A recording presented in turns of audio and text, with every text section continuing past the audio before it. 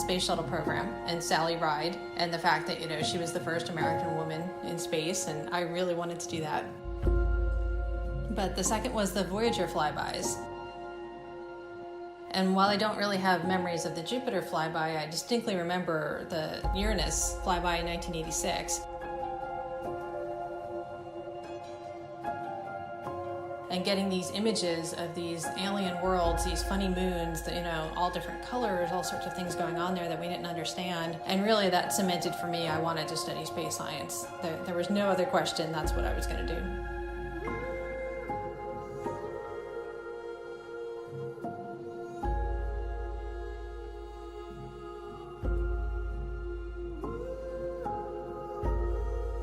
So as a planetary scientist, I study the planets in our solar system, primarily the outer planets, and I'm interested in their atmospheres and how they work and what they can teach us as a laboratory for atmospheres all over the place, including the Earth.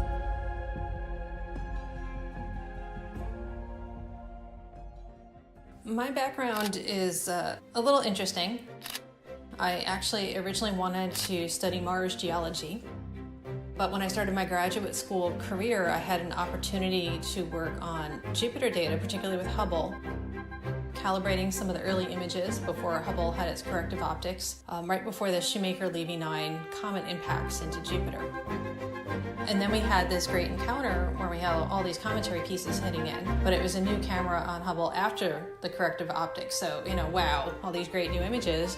And I kind of got sold into, this is really what I want to do, study the atmospheres of planets.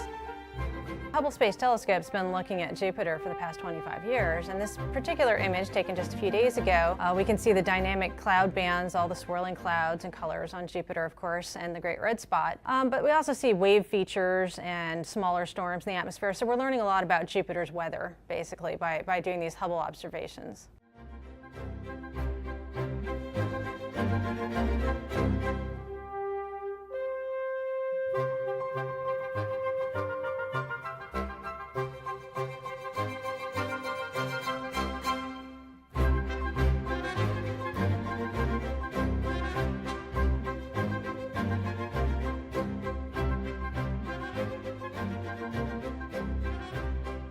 I would say I'm not really good at looking towards the future of envisioning exactly where I'll be in 10 years, but I want to see more missions to the outer solar system. I think we have a lot left to do out there, and I am looking forward to the day when we are ready to launch a mission to Neptune or even another mission to Saturn, and I certainly hope to be parts of those missions.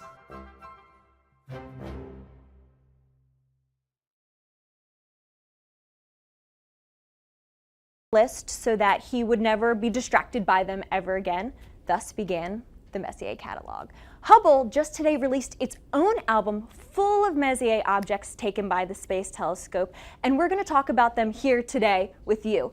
Make sure to send in your questions and we'll answer them at the end of the show, but I'm going to introduce you to some very special guests. So today we're joined by Michelle Fowler and Kevin Hartnett. Thank you both for being here today. Hey, yes, great to be here. All right, we're going to jump right on into it. Who is Charles Messier and why is his catalog so cool?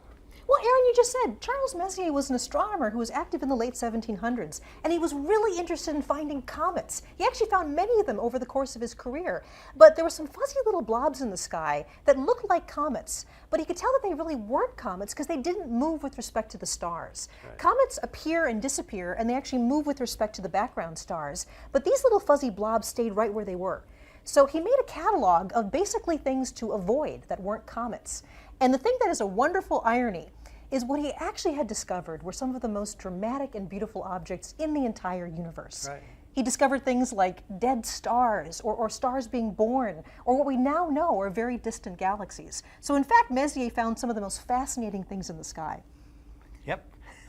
What's very interesting is the first object that we'll talk about, the Crab Nebula, he was looking actually for the return of Halley's Comet himself, which was predicted to show up in the constellation of Taurus in that period. And so he was scanning to find Halley's Comet and came across this object we're going to talk about.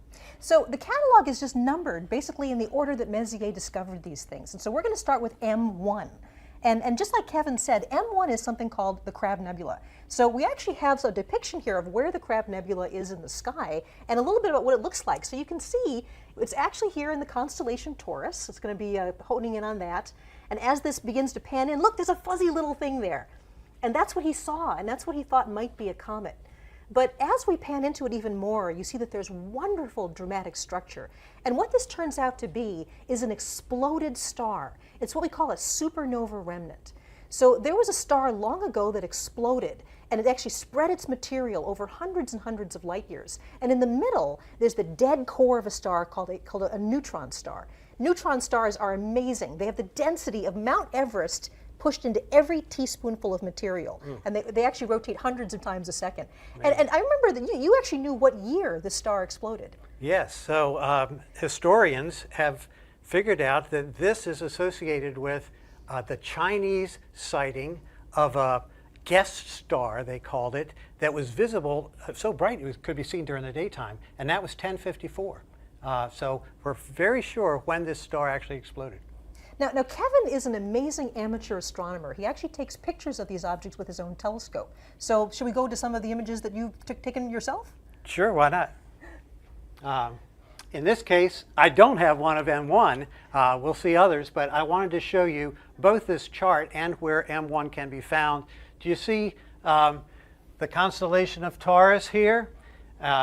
This little cluster of stars called the Hyades is V-shaped, and it marks the horns of the bull of Taurus. He's up and to the right of Orion, very easily spotted in the winter sky. And you take the lower horn and look at it with a telescope, and you're sure to find M1 if you just sweep around the field of view with that star in it, because it's very close to that star named Zeta Tauri.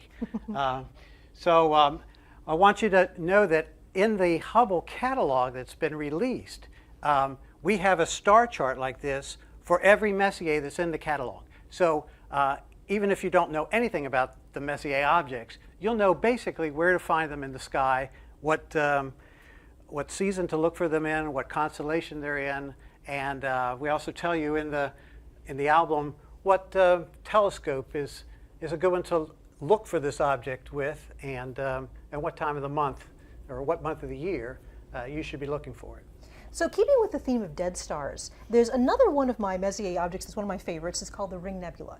And so we talked about M1 being the first one. This is all the way at M57. Now, the Ring Nebula is in the constellation Lyra. And this is actually a different sort of dead star. The first one we saw exploded violently in a supernova. This star is basically gently unraveling itself into space. It was a star that was more about the mass of the sun. It's dying and actually losing shells of gas around it. And in the middle, there's the remnant of this tiny little star, which is now cooling off and basically dying. So the Ring Nebula is a beautiful, beautiful object, and you can see some of the complexity that the Hubble Space Telescope discovered when it actually took many different visuals of this Ring Nebula. So the thing that I really love about the Ring Nebula is it's not very easy to see in a telescope. You have to use a special technique to see it. So tell us a bit about your observations of the Ring Nebula and how you see an object like this. Okay, sure, I'd be happy to. It's one of my favorites. It's a great summer favorite for amateur astronomers. It's high in the sky, and it's fairly easy to locate in the constellation of Lyra. But as Michelle said, it's small and a little bit hard to find. And when you put in an eyepiece that has more magnification, it dims, and it gets a little tricky to see, especially the hole that's in the center.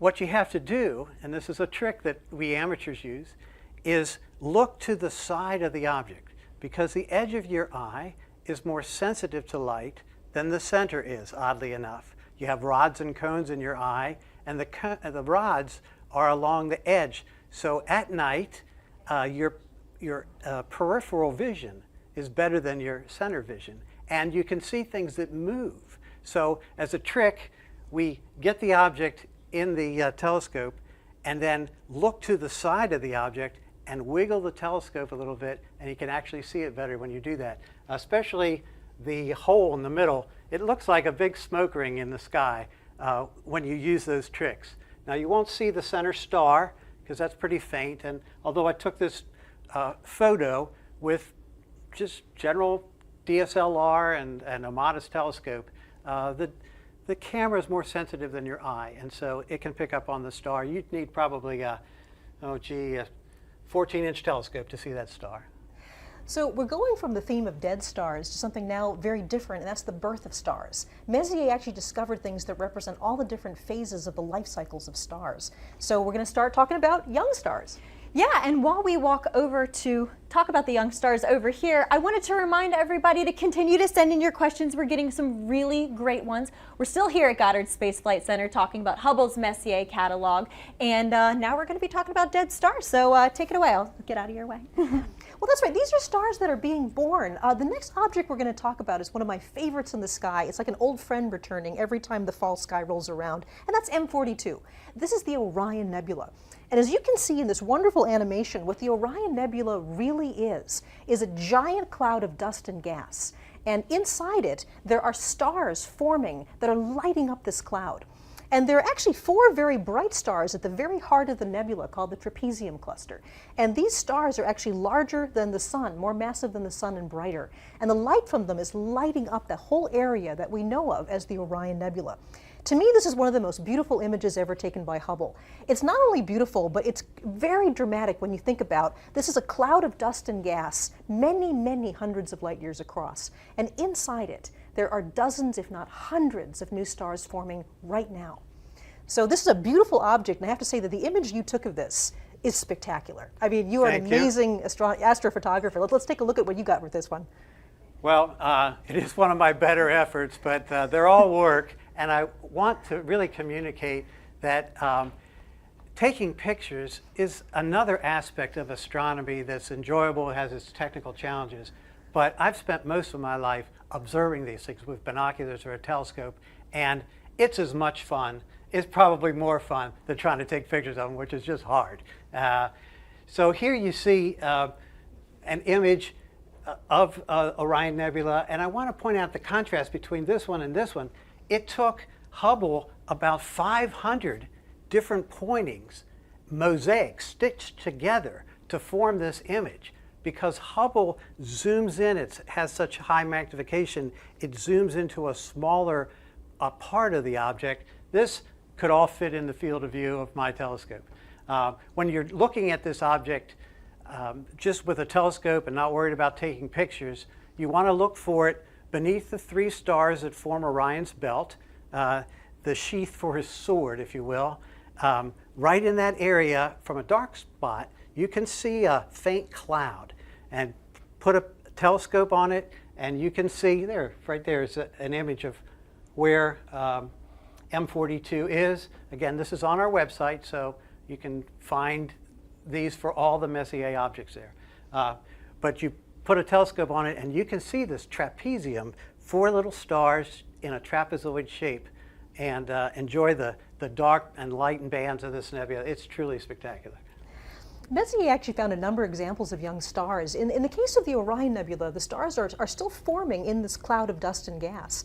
But then there are other stars that are a little farther along that have actually moved out of the clouds they were born in. And in many cases, just the radiation and also the particle winds coming off these bright young stars blows away the cloud. And so the next thing we're going to is an example of a young cluster of stars. Stars that have all formed probably in the last at least tens of millions of years. It doesn't sound very young to us, but for stars that they are. And this is a cluster called the Pleiades. And the Pleiades is a wonderful thing to see in the autumn and winter sky. It always is wonderful for me because I know that wonderful, beautiful autumn sky is rolling around. These images look very different. So here's the image that you took of this young cluster of stars. And in fact, the Hubble image is has so much resolution and so much focus, it's only a tiny part of your image here. Right. So compare the Hubble image that we have here with what you were able to see with the Pleiades. So it's a very tiny portion. The Pleiades is a naked eye object, and it's somewhat like 3 or 4 times the size of the full moon. So it's very big on the sky. This image taken by Hubble of part of the gas and dust surrounding these stars is right in between this bright star called Meropa and these 2 little stars next to it. So it's a very, very tiny portion of the actual Pleiades. Pleiades is also known as the Seven Sisters. A lot of people mistake it for the Little Dipper because it has this dipper shape. And with your eye, you really only see 6. You know, there's this legend of the missing Pleiad because you don't see 7. But this cluster is also known in Japan as Subaru. And so when you look at the logo on the back of a Subaru, you're looking at this star pattern. Most people don't know that. So it's a very, very beautiful cluster, and best appreciated actually in binoculars or a small telescope where you can see just these diamonds on a black background. So we're talking about families of stars, and the type of cluster that the Pleiades is something called an open cluster. And these are stars that form relatively close to each other in one of these big clouds. But the sun was probably in a cluster like this billions of years ago. But over that time, we've been around the galaxy so many times that just the gravitational interaction between the stars has peeled off all the other members of our star cluster. We don't really know where in the sky our brother and sister stars are. So an open cluster is a family of stars that all form together. And actually, we're going to go over and talk a bit more about some different families of stars now. Yeah, and once again, while we're walking over, I just wanted to remind everyone to keep sending in your questions. I'm getting some really, really great ones. And we're here at Goddard Space Flight Center talking about Hubble's Messier catalog. So continue sending in your questions, and I'll let you guys talk about clusters. Thanks, Aaron. So here's another example of an open cluster. This is M11, which is also called the wild duck cluster. And as I said before, open clusters are stars that formed together relatively recently in the last millions or tens of millions of years and are slowly peeling apart over time. So this is another one that you have a very different image. Hubble is taking sort of a picture here of the heart of this cluster, and then you have a picture of the larger cluster so people can see that. Right. Neither one of them look much like a wild duck, do they? But if you had a small telescope or a pair of binoculars and looked at this object, which is in the summer sky in the Milky Way, you will see a V-shaped grouping of stars. The brighter stars are V-shaped and reminded the early observers of a flight of ducks or geese that are characteristically, you know, flying in a V. When I look at this, and this is one of my favorites too, you notice right away, and so did Messier. He wrote in his catalog about this, that there's a very bright star in the center of the cluster. Hard to make out here because it just gets lost with all the others. But it's very, very noticeable when you look at it for the first time in a telescope. This amazing grouping of stars and this one bright one right in the middle. Now I find this cluster is particularly fun to look at in higher magnification, and I like to use a zoom eyepiece.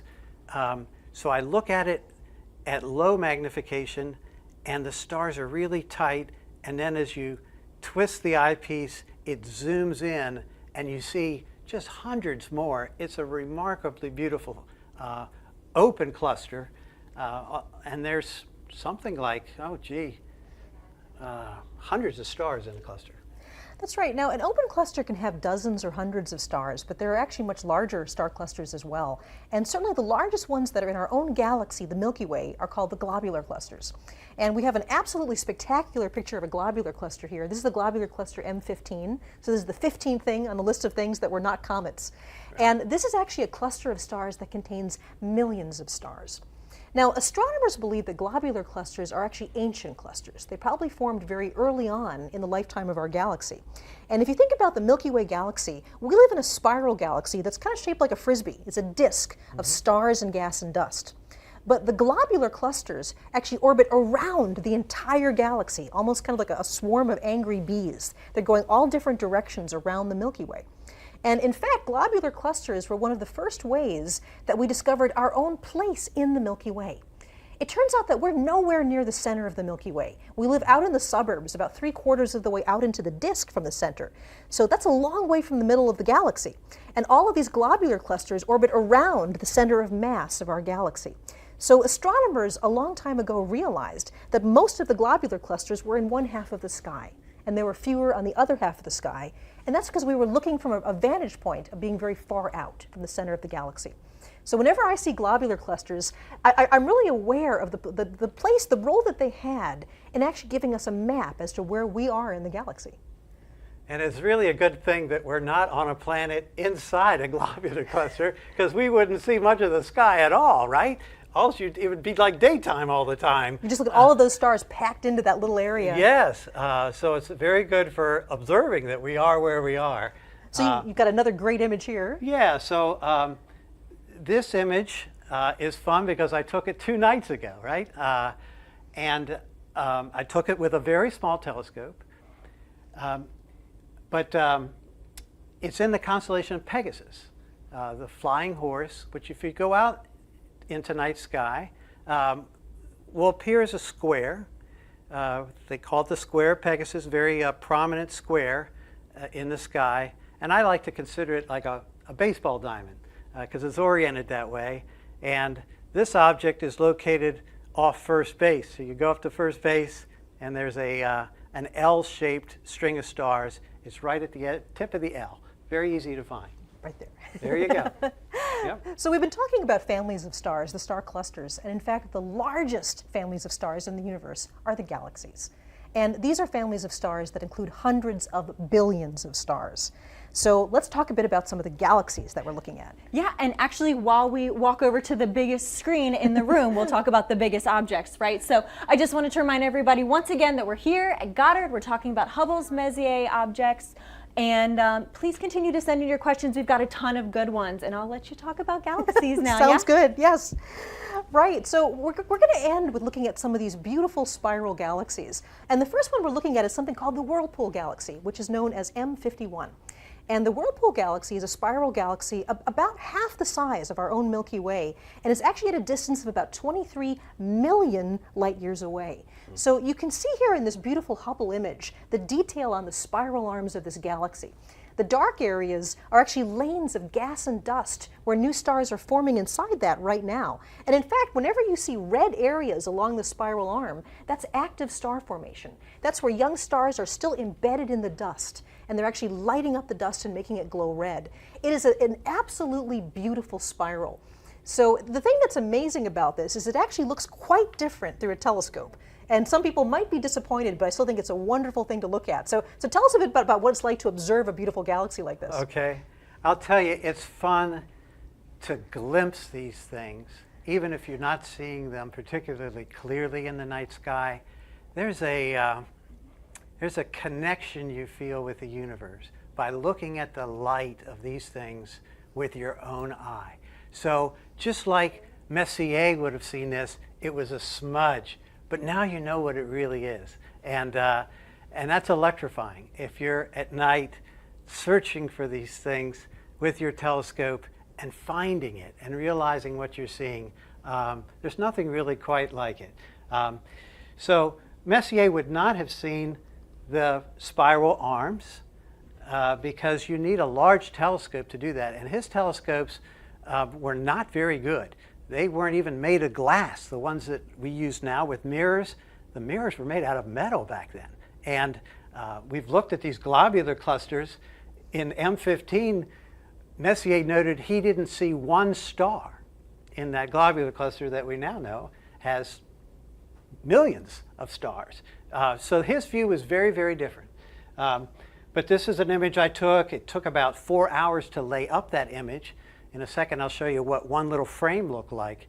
But this object was not seen by Messier at the time. It's a neighboring galaxy.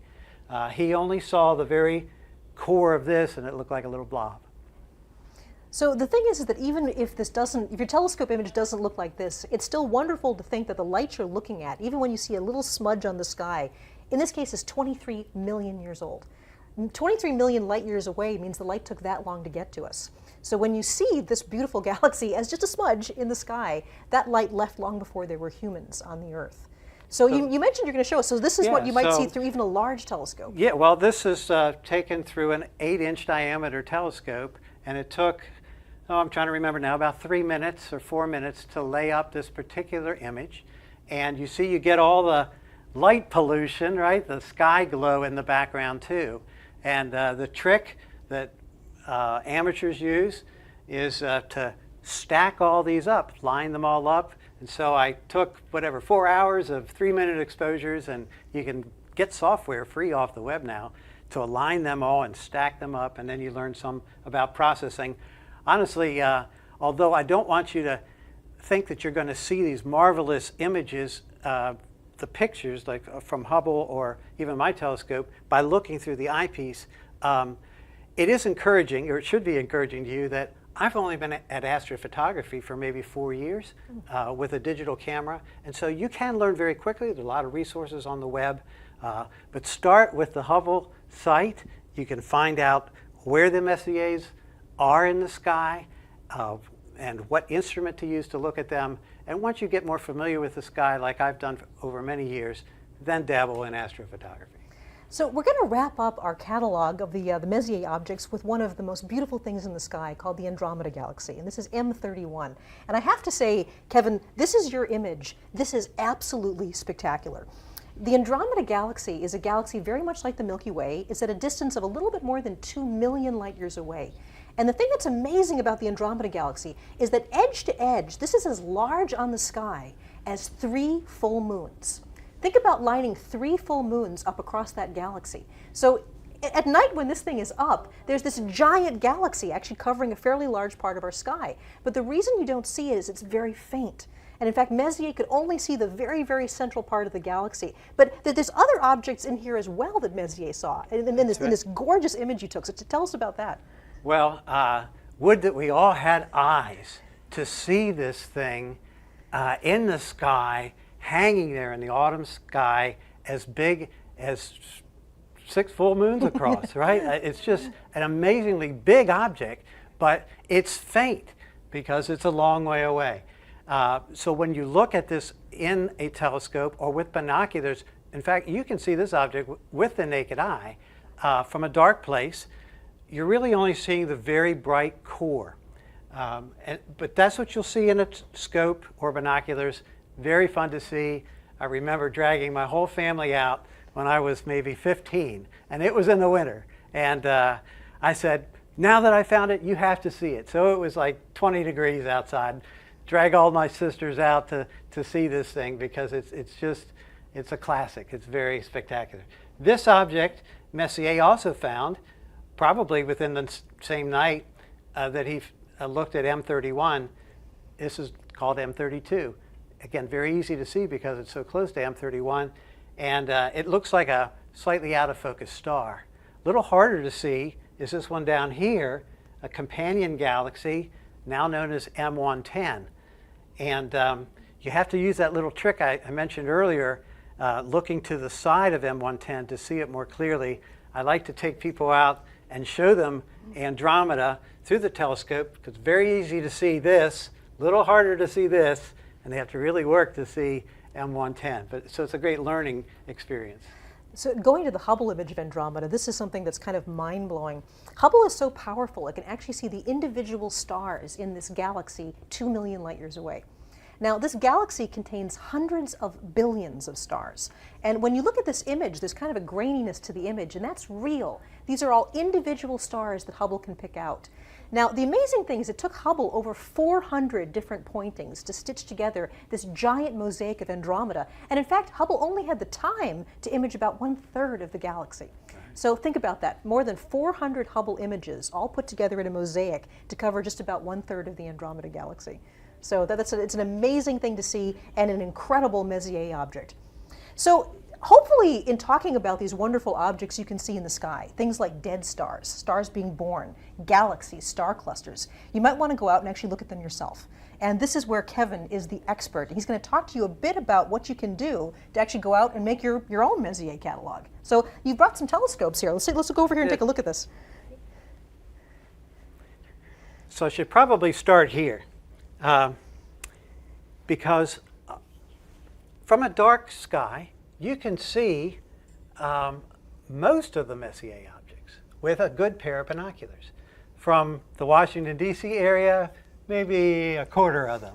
But if you're out in a dark spot, you can see many of these. So get yourself a star chart like this and find them, or use the star charts that are on the Hubble site, and you'll know where to look. It's good to use a set of binoculars at night that's one like this. This is a 10 by 50. 10 is the magnification, 50 is the size in millimeters of the glass up front.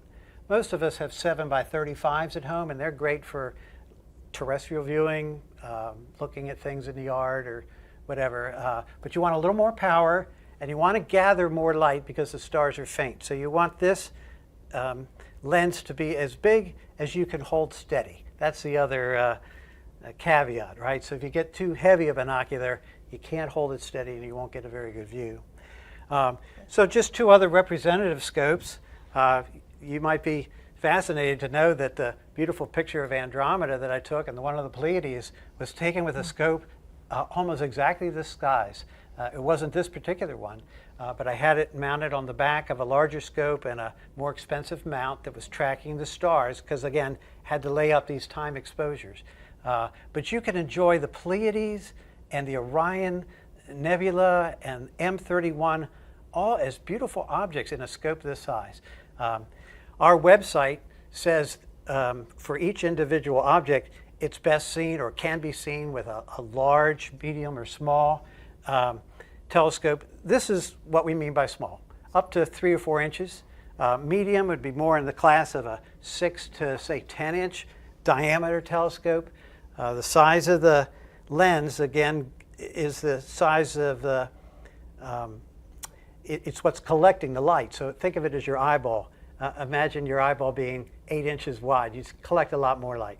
And then larger scopes, which you didn't have room on set to bring in here, can be 10, 12, 16. Some amateurs have 20-inch telescopes, great big things. But they get obviously difficult to move around. Each has their own price range and pros and cons. Read up on a website that describes telescopes before buying one. And really, I recommend learning your constellations, finding the Messier objects with a binocular, and then stepping up as your interest continues.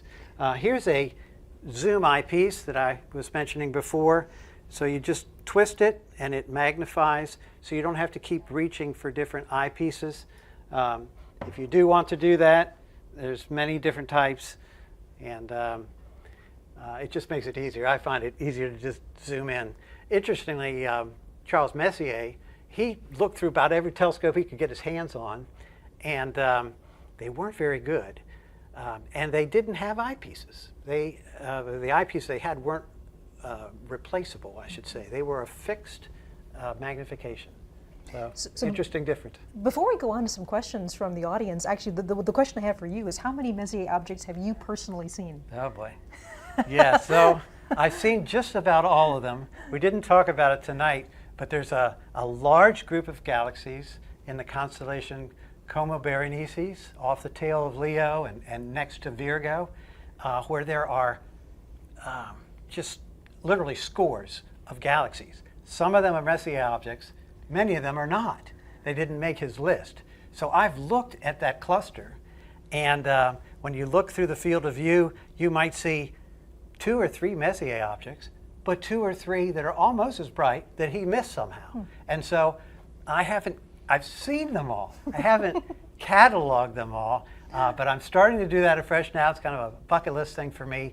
If you write down the day and time and scope that you use and some details about the sky, and send that log to the Astronomical League, you can get a certificate, which is really cool. It'll say you've seen all the Messier objects. So I'm now logging them all. I've probably seen them all, but I didn't log them all. Well, excellent. So, I think before we go, we have some time for questions. Yeah, we do, and it seems like we have a couple Messier collection hopefuls in here. We have one question asking, what is the best kind of telescope for a beginner? While we're over here, we might as well start with the telescope questions, yeah? Yeah, so the best answer I've heard to that question is one that you will use, okay? So it can't be too heavy, it can't be too complicated, it can't be too expensive, right, if you're just a beginner, because you want to get your feet wet, right? And realize, hey, I really can find things and enjoy them, and then move up from there. So I find ones that have this style of mount helpful. It's called azimuth and elevation, and so it's very intuitive to just swing it around and bring it up and look for your object in one of these types of telescopes. So I I think this is a good choice, not maybe this big, but an azimuth elevation kind of mount on the telescope. And then similar, we got a different question from someone else asking what are the best kind of binoculars for backyard astronomy? Yeah, well, again, I would say shoot for something that's like a 10 by 50, like these, and not too heavy. If you get much heavier than this, they sell stands that you can put them on, but you'll want something to steady them. So I think a 10 by 50 is a pretty good size for most places. That's always my problem. Is I love using binoculars, but it's hard to keep them steady in your hands. So people have techniques like, you know, resting your knees on your elbows on your knees and steadying Right. that way, or actually going up against a wall. That's one of the harder things, is learning to steady the image. Right. Speaking of images, maybe we'll come out here so we can see some more of these images in the background while we take a few more questions. Watch your step. Kelly wants to know what causes new stars to move away from the cloud that they were born in? Well, there's a lot of reasons for this. I mean, there's actually intrinsic movement of the stars, that when stars form, they actually pick up angular momentum. They begin to spin, and the clusters of stars spin in different ways too. And over time, this can actually spin some of the stars out of the cluster entirely. But the other thing to remember is that star clusters never live just by themselves. We go around the galaxy. Right now, we're actually flying around the center of the Milky Way galaxy at about 500,000 miles an hour. Good thing we don't actually feel that. Right. And as the sun moves around the galaxy, it has very gentle gravitational encounters with other stars. Over billions of years, over many passes around the galaxy, this actually spreads the cluster out. And so we've actually left probably some of our sister stars way on the other side of the galaxy. The star formed right near us, but now it's 100,000 light years away. And that's just the regular gravitational attraction of the different stars as we move through the galaxy. Great. It seems like these clusters kind of resonated with people. Someone else wanted to know, how far away are stars in a cluster? Oh, now that's a very interesting question. I don't have an exact number for some of the clusters that we've been showing you, but as Kevin mentioned, if you were in a globular cluster, if you were actually in a planet around a star, or in the heart of a globular cluster, the night sky would be brilliantly bright. So the closest star to us is about 4 light years away. And in the heart of a globular cluster, it'd be a lot closer than that. I don't have an exact number, but I do know the night sky would look a lot different. 4 light years is actually a long way, yeah. Right? And so if I've read that if you considered the volume of sphere that's 4 light years in radius, in some of these globular clusters, there can be as many as 10,000 stars within that sphere. And so imagine being on a planet around one of those. It would be just dazzling. Yeah. And then another question, this one looks like it's specifically for Kevin. How do you deal with light pollution? Yes, well, I cry a lot, I guess, is the answer. If you have a portable telescope, right, which some of mine are, you get to a dark spot, and that way you can just enjoy the night sky and find things easier. Taking pictures, see, is one of the strategies that I have to fight light pollution, because you can play tricks with a digital camera. Digital camera is very, very sensitive, if you've seen in these images. And so you could play these tricks about stacking up photos and processing them and get these amazing results. I live north of Washington, D.C., where it's very, very bright. And yet you can play these tricks with a digital camera. Some of the same tricks Hubble plays, actually. Taking an image and then basically covering the shutter and putting a black cover on the telescope and taking another image. You say, why would you do that? You record the noise in the camera, and then there's software that you can use to subtract off the noise. And so this is a way to fight light pollution. You subtract it off with a digital camera. Can't do that with your eye, but Hubble plays that same trick, not to fight light pollution so much, but just to get that noise that's inherent in the camera because of its thermal qualities, and subtract that out. It's amazing to me just how much we're missing with light pollution. I mean, I think that the most beautiful sky I ever saw was when I was in Chile. I was in the Atacama Desert where there were no lights around at all. And somebody actually pointed out the Milky Way was so bright overhead, it actually was making me cry. It was so beautiful, I was getting tears in my eyes. And I actually looked down at the ground and someone pointed out that I was casting a very, very dim shadow on the ground. But there was no moon out that night, none of the bright planets were out that night. That was actually a shadow being cast by the Milky Way. It's very That's cool. how bright the Milky Way can get. So, I mean, get yourself to a dark sky area if you possibly can. Wow, that's crazy. So we got a question about Hubble specifically. How does Hubble take so many sharp images when it's moving so fast? Pointing. I think I'm going to lead this to the Hubble operations manager. Absolutely. That's for you, Kev. Yeah, so you don't think about it much. That would be more of a problem if the stars were closer. But they're so far away that the light that's coming anywhere near Earth is coming in parallel beams. And so, yes, Hubble's moving around the Earth, but it's still seeing these parallel beams that come from these different distant stars. If an object were closer, like the moon, you don't see many Hubble pictures of the moon, do you? See, Hubble was never designed to look at the moon. Now we've, over the years that Hubble's been operating, we now have modes that can, but they're very seldom used because you have what they call a parallax problem. The moon's too close and Hubble is moving too fast. That light beams aren't coming to you in a parallel fashion. And so the secret is the stars are so far away. Wow, that's fascinating. So someone asked, what is the best telescope for astrophotography? Okay. I don't know how to answer that question. That's why I'm asking you. There's different types of targets, right? There's what we've been calling, these ones would be classified as deep space objects, DSOs. And there's also like the moon and planets. You would want a different type of telescope to do lunar and planetary work than you would for deep sky objects. And so that's part of the answer.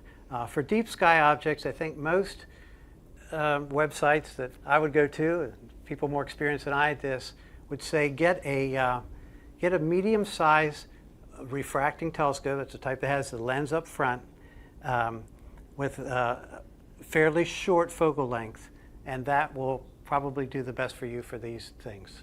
Lots of reasons why, but those kind of telescopes can range from the $600 one that I bought to $6,000, so you kind of go with your budget too.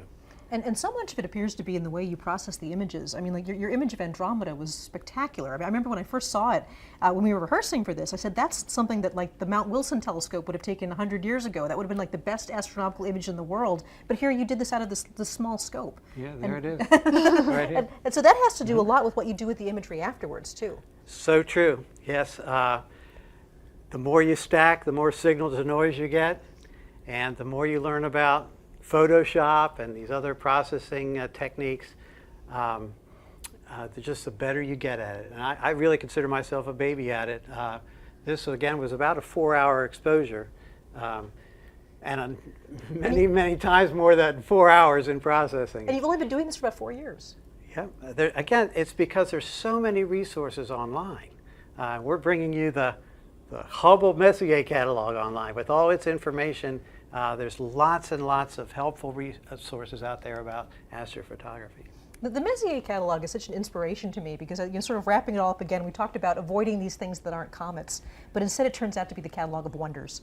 I mean, everything from dead stars to baby stars to these vast galaxies that you took a picture of.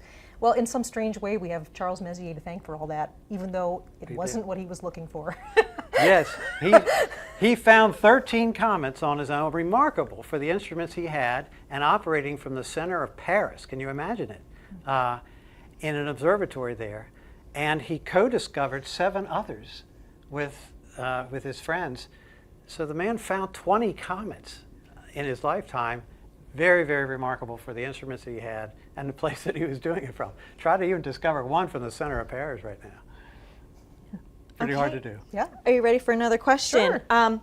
Alejandra wants to know, what are your favorite locations for stargazing? I guess I can ask both of you that question.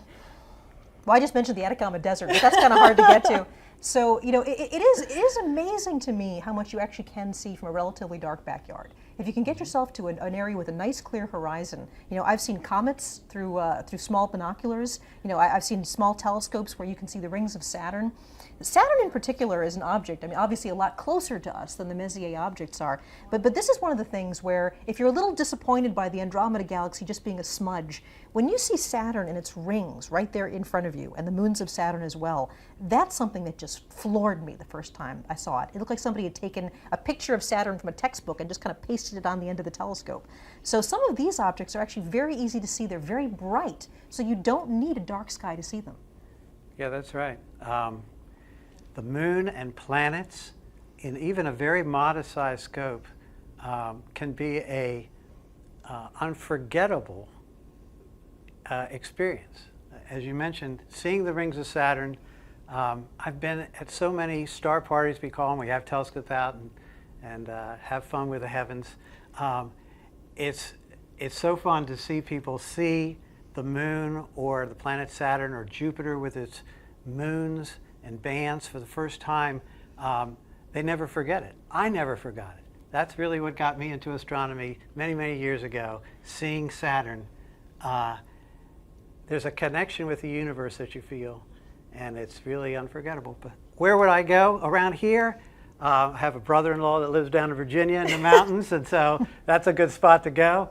And the Eastern Shore is a pretty good dark spot with nice horizon, so you can see things from horizon to horizon.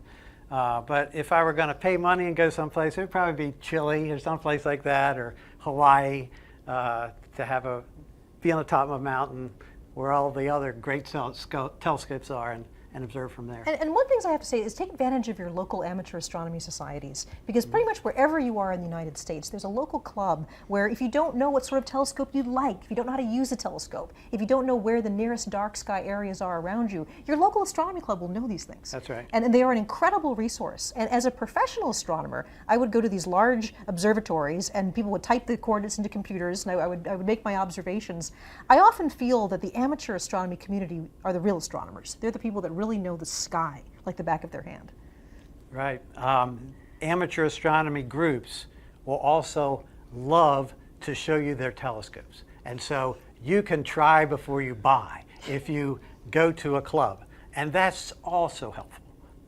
Great. It's kind of like asking someone about their job, asking someone about their telescope. They can talk for days and days, right? So unfortunately, we only have time for one more question. We're going to keep answering some of your questions on Facebook as they're coming in later on, but unfortunately we only have so much camera time. So one more question. What is your favorite object you viewed through a telescope? Oh, is that choosing between your children? Yeah. Oh, wow. Okay, so I guess, well, we just mentioned Saturn. So, I mean, I think that probably actually is my favorite. In the southern sky, there's something called the Carina Nebula. And the Carina Nebula is an area where you can see star birth and star death all happening at once. There are young clusters of stars, and then there's a star called Eta Carina, which is actually very close, we think, to blowing itself up in a supernova explosion. This part of the sky has these vast bands of dark dust and bright gas. And I have to say, those are some of the things that I've seen with my own eyes when I was living in the southern hemisphere that just blew me away. I mean, this is probably the closest thing I've seen with my naked eyes looking through a telescope that actually looked like a Hubble image. So Eta Carina would have to be one of my favorites. Yeah, and for me, it is like deciding between your children, I guess. I really love to look visually at M11, that wild duck cluster, because when you first look at it in the scope, you can imagine how Messier didn't see any stars in it. They're very, very close, and yet you zoom in, and it's almost like the fly-throughs that we saw. It turns into something else. And it's in the heart of the Milky Way, where it's surrounded by hundreds and hundreds of stars to begin with. And so it's I don't know how to describe it. It's just beautiful. I could look at it for a long time. If we don't know how to describe it, you need to try it yourself. That's right. So get out there and find the Messier catalog yourself and enjoy the absolutely beautiful images that the Hubble Space Telescope has made of these objects. Absolutely. So like they said, if you want more, we've got the catalog up on our website, nasa.gov/Hubble. And if you want to know anything about Hubble at any time, you can follow us on Twitter at NASA Hubble. Thank you both so much for being here. And thank you all for tuning in to us. And we'll see you next time. Hey, great to be here. Bye. Thank you. Bye.